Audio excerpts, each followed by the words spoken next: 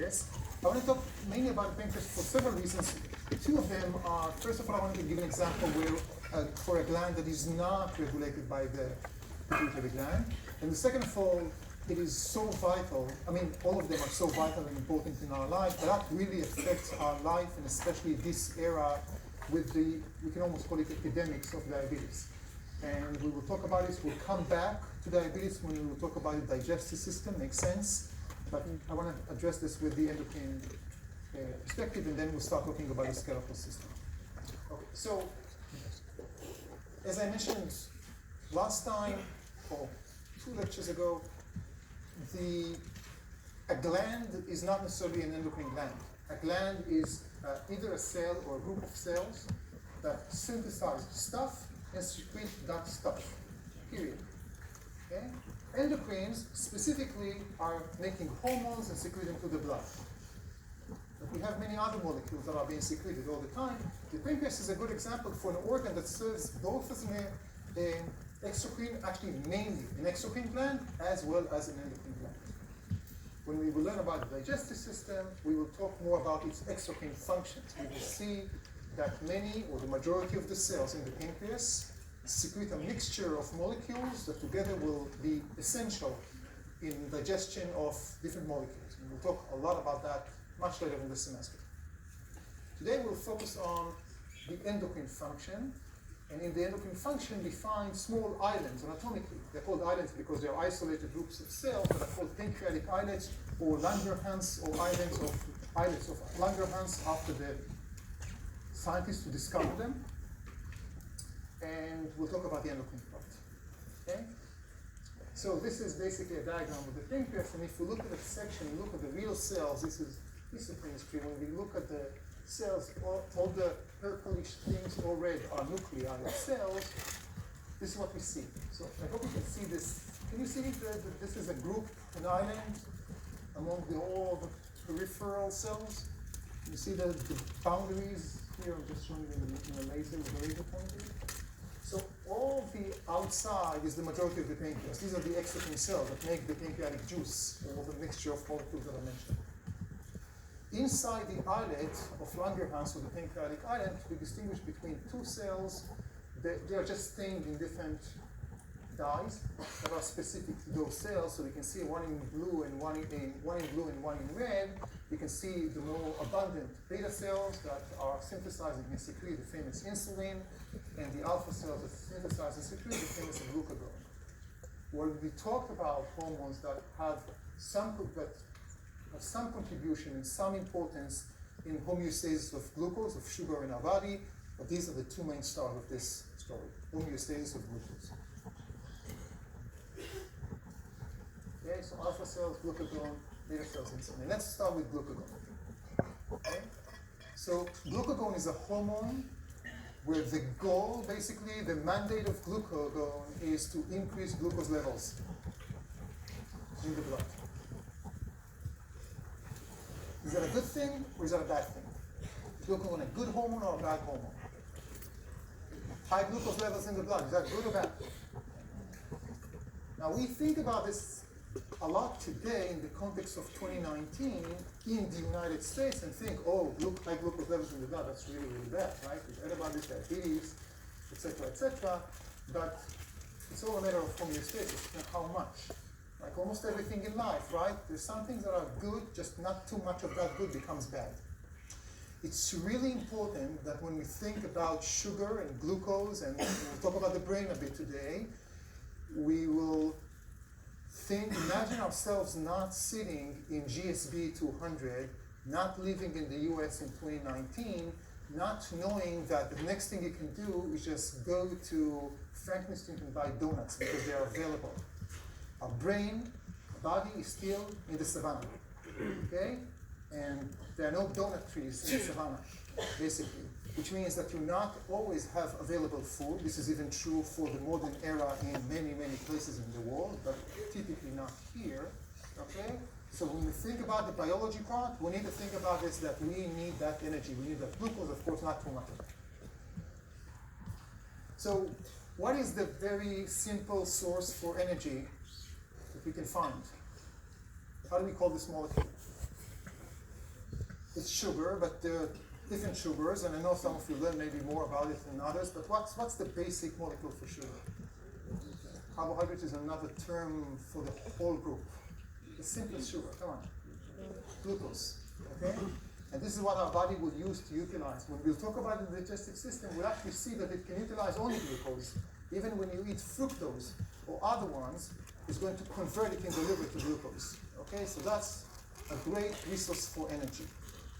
Now, not sitting in GSB 200 and living in 2019 in the US, but thinking we are in the savannah, would you just had a meal, but you don't know where your meal is going to come in next week, would you like to store, would it make evolutionary sense to store some glucose for who knows what will happen tomorrow?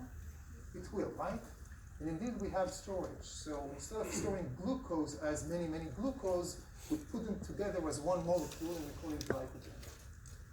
So glycogen is a gluco or glycoprotein that has a very small core protein that you see here in color. This shows you the three-dimensional configuration. Alpha helices, etc. Of course, you don't need to remember this. And then there are tons and tons, I'm talking about thousands and thousands of chains of polymers of glucose. Okay? You can reach actually tens of thousands. These are the molecules of glycogen, and we're going to store them. We're going to store them mainly in two parts of our body. We're going to store them for one in the liver, that will be used to increase glucose levels in the blood when needed. And that will go to all places, which is our most, I know we didn't learn about this, but let's see if we know, which is the most important client in our body for glucose. Brain, most important. We can never ever allow ourselves not to send glucose to the brain. Okay? So, liver will be one place where we store. Secondly, what are the major clients in the sense of who's using it the most, not the most emergent, but the most in our body? Skeletal muscles, okay? So we're gonna store it also in the muscles. In the liver, when needed, we'll break down, or not break down, we'll see exactly what we're gonna do. We're gonna use that glycogen to provide glucose to the brain and to the blood. And in the skeletal muscles, for the skeletal muscles. Okay? So based on these facts, I want to open a learning catalytics question, and I want you guys to think together.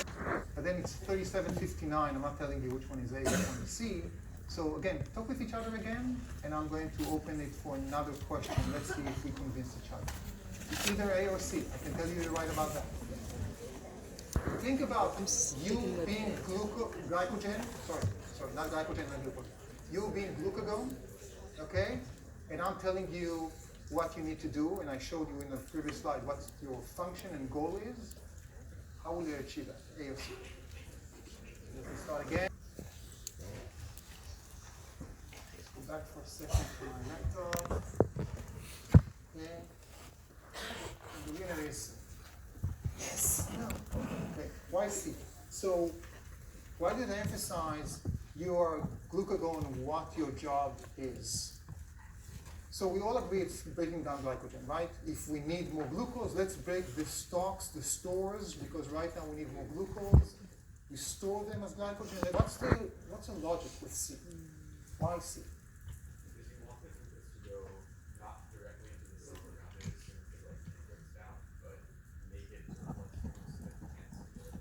It can circulate around the body. Your job as glucagon is to increase glucose levels where, remind me? In the blood. This is our window of homeostasis that we're going to control. Yes, our cells are very important, but are the cells that are more important than others? Do we care more about the brain or right now about this part of my skin? This part of my skin might need some energy, but I don't care right now because right now we are missing glucose. I want to make sure I have enough glucose in the blood so there will be enough for the brain first and foremost, right? So the idea is that homeostasis is running, there is a goal, and the goal here, the measurement is done in the blood by glucose receptors, chemoreceptors. That's the important part.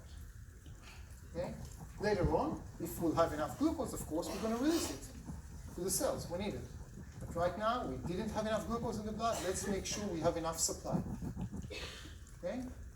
Just imagine, think about the whole water system around us, right? And think about that we had a shortage of water for whatever reason. Now we release the water from Jordan Lake, University Lake in the case of Chapel Hill. Okay, we first need to make sure that we have water in our pipes before we start putting this in the houses. Any question about that? Go ahead and ask. I see you're thinking, yeah, go ahead and ask. So, since glucagon blocks glucose from entering cells, it's a hormone that would be a sort of global body-wide effect. Yes. But presumably, we do want the glucose once it's in the blood to eventually be able to reach the target cell or Would that be, the question was, or before you ask the question, I'll just repeat, okay, we do want this glucose to go into the cell eventually. What do we need to make sure first happens? We reach the homeostasis, the required concentration of glucose in the blood. And then if we process this, then we'll say, let's do it. That will not be glucagon though. This will be insulin. So the next step is for you guys to work to predict. Okay? What I want you to do now is, so this is insulin. Basically, insulin is like doing exactly the opposite. The goal is to lower glucose levels in the blood back if it's too much or too high. And this is what I want you to do. You don't have to, it's not, I mean, I recommend do it in a long course, but you don't need to submit it. This is just for yourself. Okay? So draw yourself the liver, the skeletal muscles. You don't have to try to draw it to the liver. You'll see how I'm drawing in a second. Okay? Blood capillaries or blood vessels, right? And then just tissue cells, all the rest that are not skeletal muscles or liver. Okay? Skin, if you will. Okay? What I want you to do is to draw two things. First of all, you can put little g for glucose and let's say capital G, big G for glycogen, or whatever works for you. Okay, just so you know to distinguish. Before insulin is secreted, put down where will you find them. And then after insulin secretion, will it go up and down in any of these? Okay, so you want to draw glycogen, glucose, before insulin and after insulin. I'll address this later. Is that clear? Let's try to draw a little bit, and I'll draw myself. This computer should support this.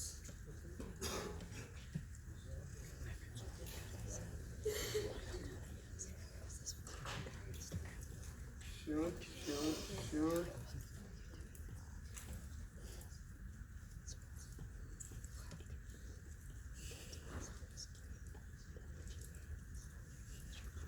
No, it doesn't recognize, of course. The liver here, just with everything with just like a circle. So this is the liver. This will be representing all tissues, tissue cells as a whole, and skeletal muscle.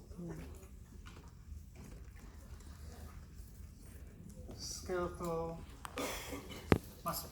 Okay, so can you guys see that from back? Yeah, okay. So let's start before insulin. So glucagon worked right now. We've broken down glycogen. Okay, so we have glycogen here. I just put it as GL. Big GL will be glycogen.